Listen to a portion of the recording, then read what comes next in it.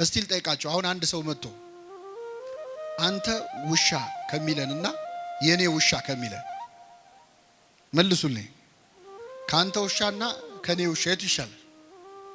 አንተ ውሻ ስትባሉ ደስ ይላችኋል? የኔ ውሻ ስትባሉ ትሽኮረመማላችሁ አይደል? ትቅለሰለሳላችሁ። ግን ሁለቱም እኮ ውሻ ነው የተባለ።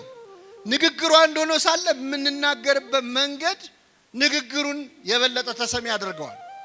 ዓለም ልሞ መገሰጽ ማለት ነው። አንተ ትልቅ ሰው አይደለህ እንዴ? የተማርክ አይደለህ እንዴ? እንዴት ይሄ ይጠፋሃል ብሎ ተግሳጽ በጣም ጥሩ ነው። በህይወታችን አንዳንዴ ጭልም የሚልብን ጊዜ የለም አለ። ዙሪያው ገደል የሚሆንብን ጊዜ አለ። ሁሉም የሚጨልምብን ጊዜ አለ። ሌሊት ማለት ግራ ቀኙ የሚጠፋብህ ጭልም የሚልብህ ሰዓት ነው። ሲጨልምብህ መሄድ ያለብህ ወደ ክርስቶስ ነው። ምክንያቱም በክርስቶስ ዘንድ ጨለማ አይጨልምም። እስመ ጽልመት ይጸልም በኀቤከ። ክርስቶስ ባለበት ስፍራ ጨለማ አይደለም። የጽድቅ ፀሐይ ክርስቶስ ሲያበራ የትኛውም ጨለማ ውስጥ ብትሆን ያበራል። ሲኦል ውስጥ ብትሆን ክርስቶስ እስካለ ብርሃን ነው የሚሆነው። በሃይማኖታችሁ አትፈሩ፣ በማተባችሁ አትፈሩ።